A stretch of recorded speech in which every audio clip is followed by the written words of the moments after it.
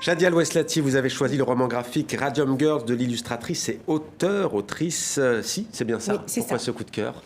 Parce que je ne connaissais pas cette histoire. C'est une histoire très intéressante qui se passe au XXe siècle, en 1918, je crois, dans une usine aux États-Unis, au New Jersey, où des femmes fabriquent des montres pour l'armée. Et elles trempent le pinceau qu'elles portent à leurs lèvres systématiquement dans du radium pour pouvoir avoir les cadrans lumineux.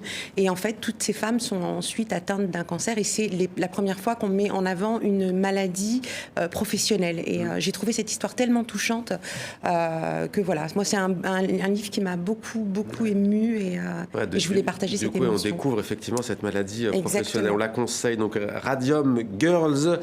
Mohamed Nadif a choisi le livre, le roman La poule et son cumin de Zineb Mekouar, édition La Grenade. Jean-Claude Lattès, nous recevions l'écrivaine il y a 2 semaines. On rappelle qu'elle est en lice pour le Goncourt du premier roman. Laure Daudeville, vous avez choisi une chanson mythique d'une légende, Fayrouz, et c'est Beyrouth. On va en entendre quelques notes, chanson emblématique bien évidemment, mais ça vous tenait à cœur de nous la faire écouter à nouveau aujourd'hui. Elle est grandiose cette chanson, déjà la voix, une telle sensibilité, c'est un cri, c'est un pleur et c'est une histoire d'amour.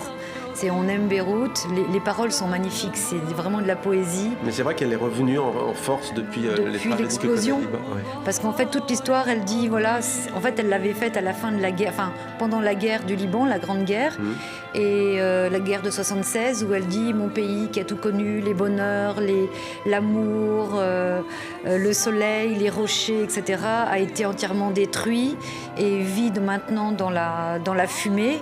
Donc ça, c'était dans les années 60-80, quoi. Oui. Et tralas, en 2020, l'histoire se répète.